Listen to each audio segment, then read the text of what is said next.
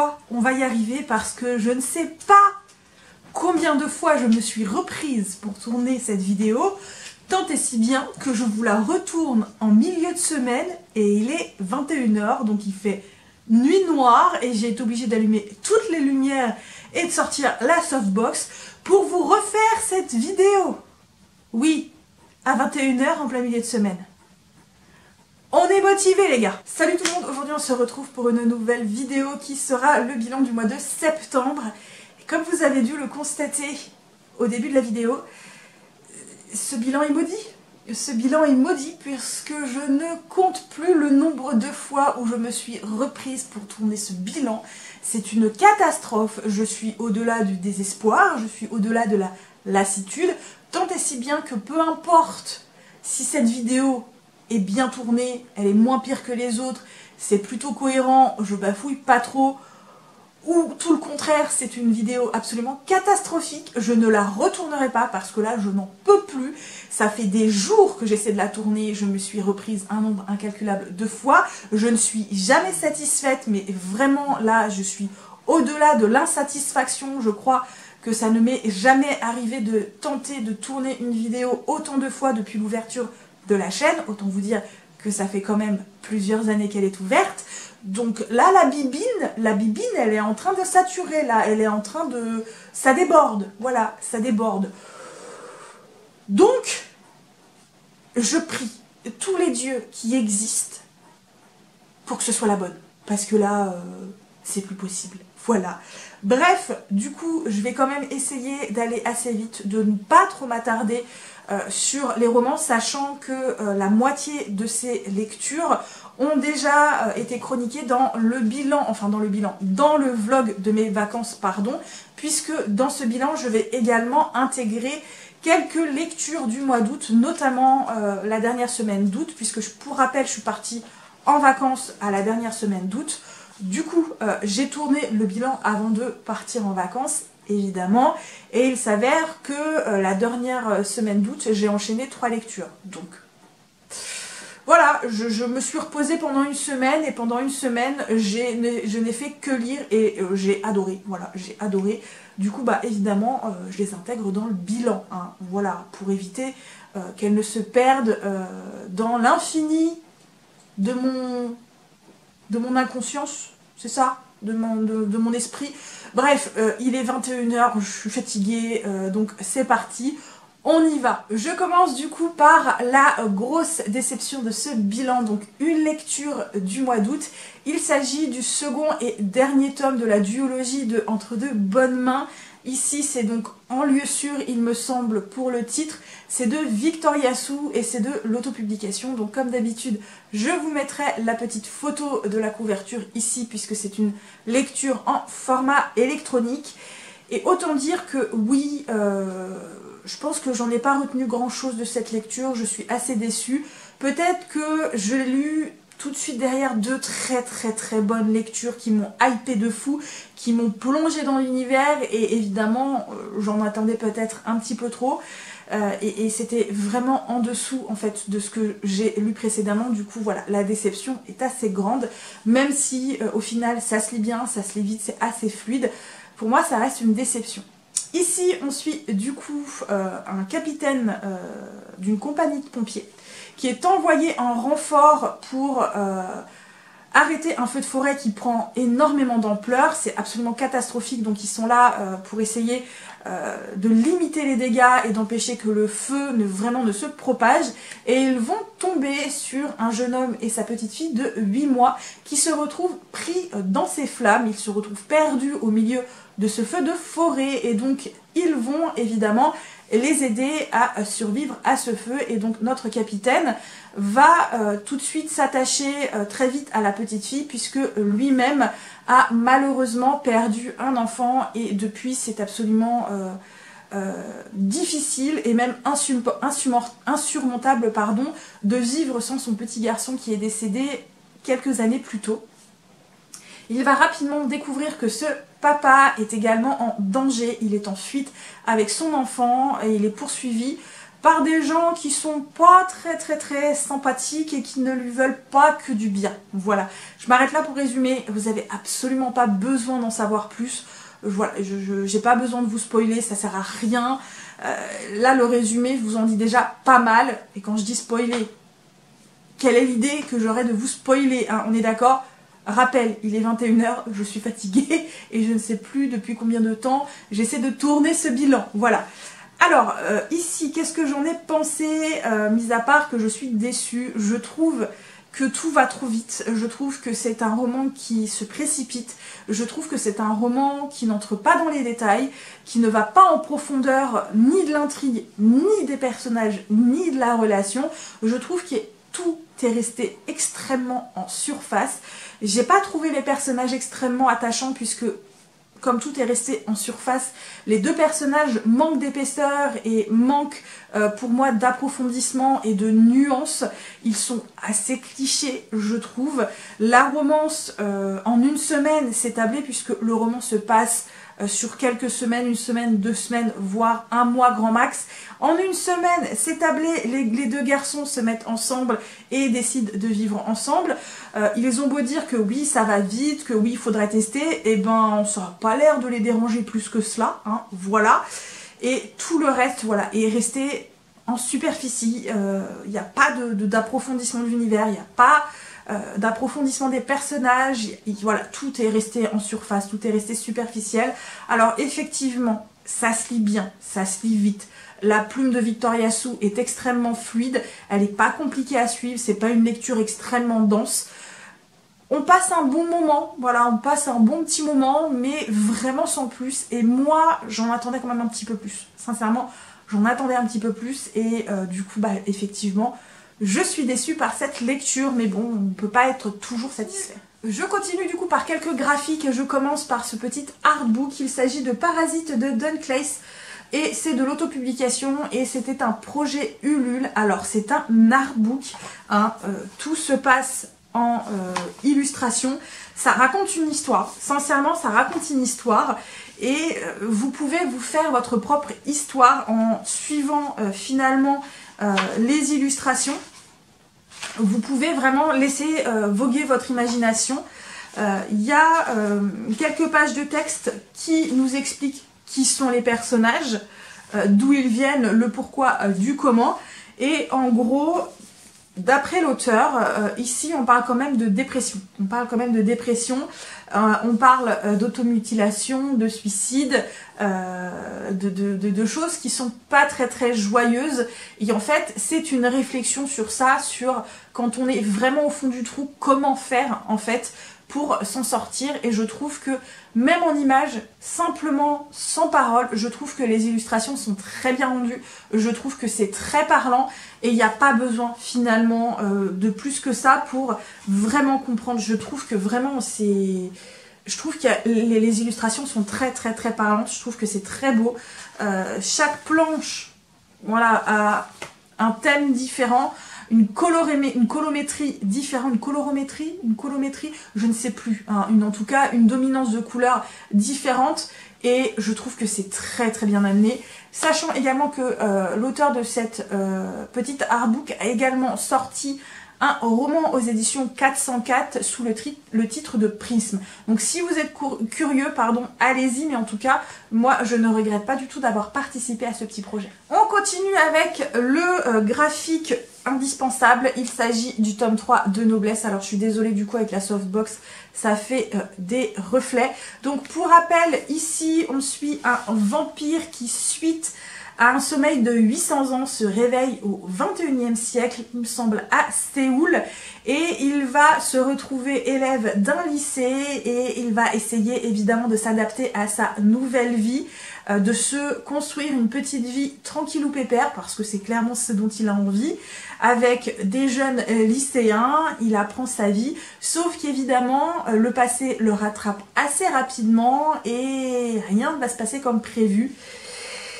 Et encore une fois, j'ai beaucoup aimé ce tome 3, même si je l'ai trouvé peut-être un petit peu en deçà, parce que en fait je l'ai lu, il faisait nuit, j'avais pas beaucoup de lumière et tout me paraissait trop sombre, et du coup on voyait pas trop en fait, alors que non, pas du tout.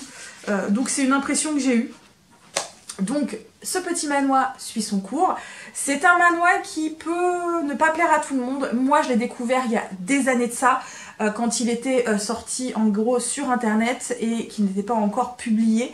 Mais vraiment nostalgie, j'aime énormément ce manoir, il y a beaucoup d'action, il y a beaucoup d'humour, beaucoup de rebondissements, il y a tout un tas de personnages auxquels on ne peut que s'attacher et franchement j'adore vraiment ce manoir. On continue du coup par un one shot, il s'agit de 13 de la mer d'Emeraude, le premier projet secret de Brandon Sanderson et donc moi je l'ai en format relié et je l'ai payé 30 € et comme vous le voyez, tout ce qui est argenté s'efface. Voilà, on paye un truc 30 € et ben la qualité n'est pas là. Voilà, je suis désolée.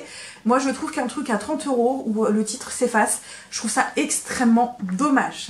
Voilà, mais j'avais piqué une gueulotte à mon précédent vlog, il me semble. Donc on ne va plus trop s'attarder sur ce point que je trouve très très négatif. Donc ici, on est dans un univers à la conte de fées, voilà, façon conte de fées. On suit Tress. Tress est une jeune femme de 16 ou 17 ans, non 18 ans il me semble, enfin bref, elle approche de la vie de jeune adulte et elle vit sur une petite île qui est très rocheuse, où il est très difficile de cultiver et d'ailleurs les gens qui y vivent sont tous très pauvres et malheureusement pour eux, le roi a décidé qu'ils n'avaient pas le droit de quitter l'île. Ils y naissent, ils y meurent, sans jamais voir rien d'autre que leur rocher noir. Autant vous dire que c'est la joie.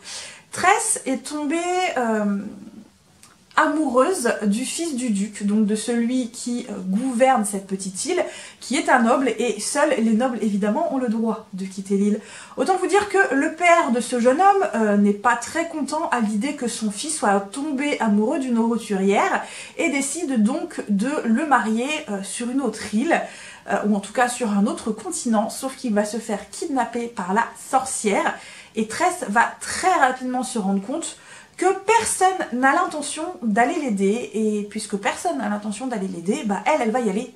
Elle va aller chercher son amoureux, et elle va partir à l'aventure dans l'idée de sauver le jeune homme qu'elle aime. Je m'arrête là pour le résumer, vous avez absolument pas besoin d'en savoir plus.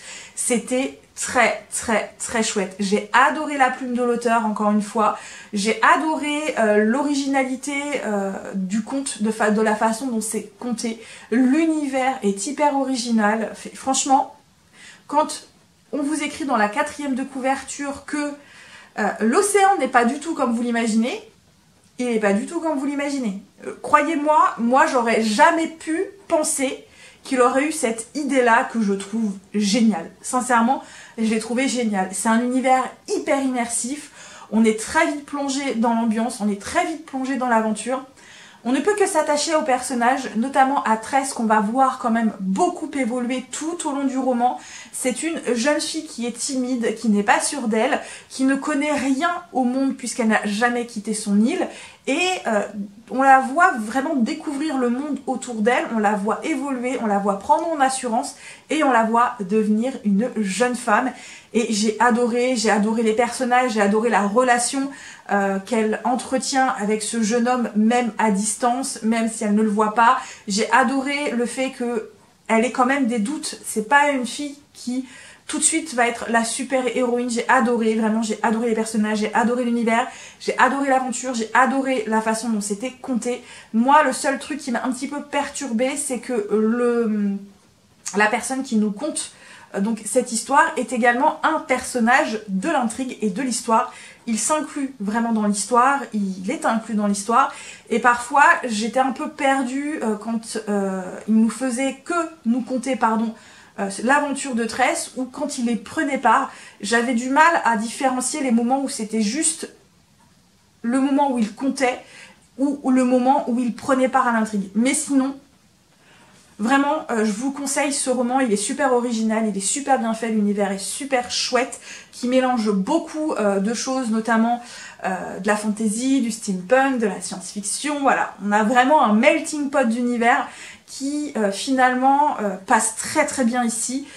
Franchement, je vous le conseille, il est vraiment chouette. Pendant mes vacances, j'ai également lu le tome 1 de la trilogie de des Bad Boys de Woodbury, donc Désir incontrôlable de Sidney Bell aux éditions Bookmark. C'est une romance entre hommes. Et j'ai plutôt bien aimé, même si certaines choses m'ont agacée. Donc ici, on rencontre Church qui, après avoir passé 5 ans derrière les barreaux et en même temps dans une espèce de centre de réinsertion, sort finalement pour retrouver sa liberté et se réinsérer dans la société. Sauf que pour avoir l'autorisation de sortir, il faut qu'il ait un tuteur qui l'aide finalement à se réinsérer correctement. Et Church va devoir faire appel à une ancienne connaissance qui est, je ne sais plus c'est quoi, le nom Miller, avec qui il a eu une grosse dispute avant d'être envoyé en prison pour une agression. Et autant vous dire que la cohabitation va être un petit peu compliquée entre eux, et je m'arrête là pour le résumer, vous n'avez pas besoin de savoir plus. J'ai bien aimé cette lecture, j'ai surtout aimé le personnage de Church, que j'ai trouvé vraiment bien fait. C'est un personnage qui évolue beaucoup tout au long du roman. J'ai eu beaucoup plus de mal avec Miller. Miller, il va vivre dans un déni total pendant 60 à 70% du roman. Voilà, il va vivre dans un déni. Il fait 2 pas en avant, 4 pas en arrière. Church essaie de jongler avec le comportement de Miller, sachant qu'il a un énormissime crush pour Miller, il est fou amoureux de lui-même. Et c'est compliqué pour Church qui en même temps essaie de se reconstruire, qui en même temps essaie de rester sur le droit chemin, avec un Miller qui vraiment, c'est compliqué, il sait pas trop sur quel pied danser avec lui, et pourtant il arrive à avoir une patience assez phénoménale vis-à-vis de Miller, et j'ai trouvé vraiment Church très bien fait. Miller, lui, à partir du moment où il va avoir un déclic, où on va lui mettre en fait du plomb dans la tête, là il va comprendre et finalement sortir de sa coquille, et j'ai trouvé que c'était plutôt bien fait, mais ça a été long à arriver. J'aime également les thèmes qui sont abordés, puisqu'ici on va parler d'éducation, et une éducation sur 2 personnages, donc les personnages principaux, qui ont des répercussions en fait dans leur vie d'adulte. Et cette éducation, ils ont du mal à passer outre. C'est très compliqué sur différents points, notamment pour Church, qui lui grandit dans l'idée qu'il est comme son père et que c'est un homme violent. Et Miller, qui lui grandit dans l'idée que l'homosexualité, c'est pas bien, les gens iront en enfer, c'est pas à nous de les juger, mais mon fils les ira en enfer. Autant vous dire que Miller, ayant grandi dans ce système-là, éducatif, c'est très compliqué pour lui également d'en sortir. Voilà. Il y a une intrigue de fond également, avec des personnages secondaires qui ont l'air hyper intéressants, qui sont déjà quand même pas mal développés. J'attends de voir ce qui va se passer dans le second tome, puisque dans le second tome, on va suivre un des amis de Church, puisque Church, pendant son incarcération, s'est fait 2 amis très particuliers, auxquels il est très attaché.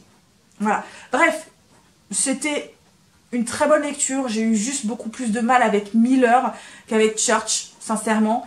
Mais dans l'ensemble, j'ai passé un très bon moment, et du coup, je me suis commandé le tome 2.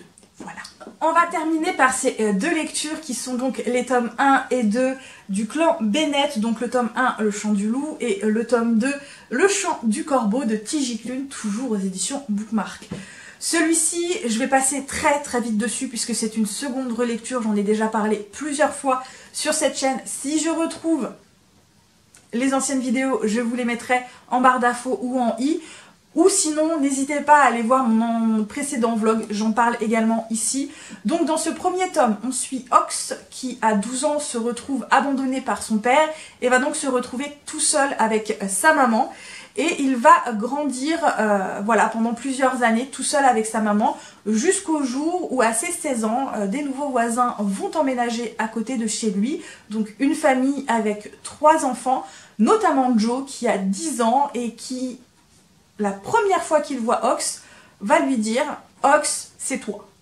Ox il comprend rien, mais c'est pas grave, il s'attache très rapidement à Joe et aux voisins, qui sont plutôt une famille assez particulière, et vous n'avez pas besoin d'en savoir plus, je vous en ai déjà dit bien assez.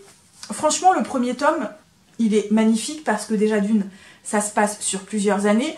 On suit Ox et Joe quand ils sont enfants jusqu'à l'âge adulte. Donc Ox, quand on le rencontre, il a 12 ans.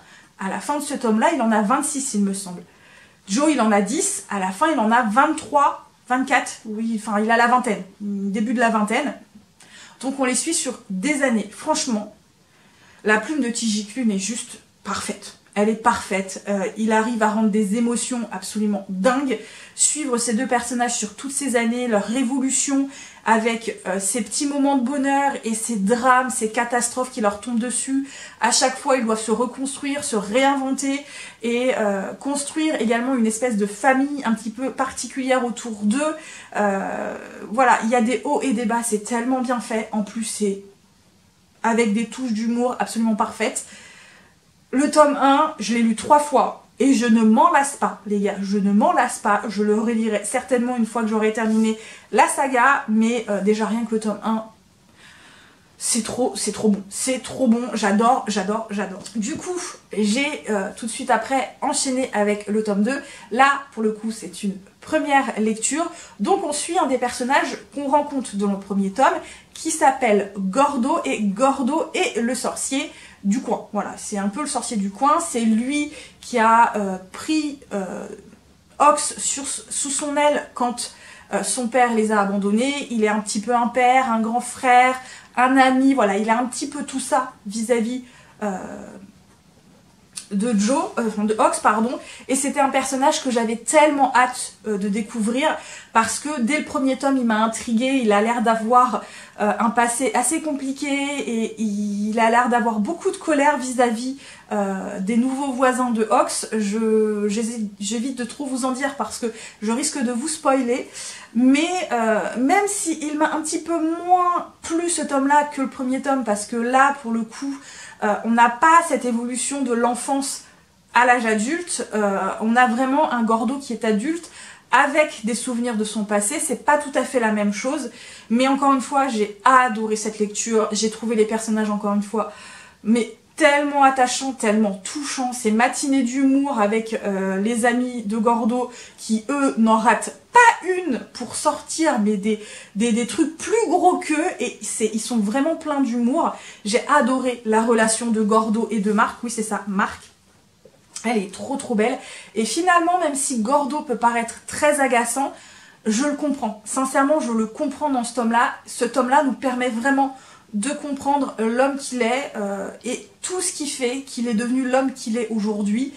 Et voilà, c'était trop bien, sachant qu'on a une intrigue de fond qui se met vraiment bien en place pour le coup. Et j'ai hâte de découvrir la suite. Il faut vraiment que je me lance dedans, même si j'ai plein de choses à lire. Parce que franchement, c'est juste trop bien. J'ai adoré encore une fois cette lecture. Voilà, trop bien. Et voilà, j'en ai du coup terminé pour ce bilan du mois de septembre et un petit peu d'août. Et je crois que cette fois, oui, c'est la bonne. Il était temps parce que, voilà, je n'en peux plus. Bref, n'hésitez pas à me dire si vous, pour le coup, vous avez aimé, si j'ai pas trop bafouillé, si j'ai pas trop dit de bêtises, si ça paraît assez cohérent ce que je dis. Voilà, n'hésitez pas avec les petits commentaires. Les petits pouces bleus, si vous avez pas envie de me faire un long commentaire, parce que c'est possible. Comme d'hab, les emojis.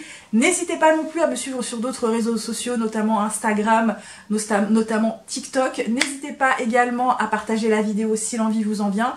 Partagez la chaîne. N'hésitez pas non plus à vous abonner, je ne mords toujours pas. Moi, comme d'habitude, et comme je vous le dis toujours, je vous souhaite de très bonnes lectures. À très bientôt pour une nouvelle vidéo. Et surtout, prenez bien soin de vous. Bye bye!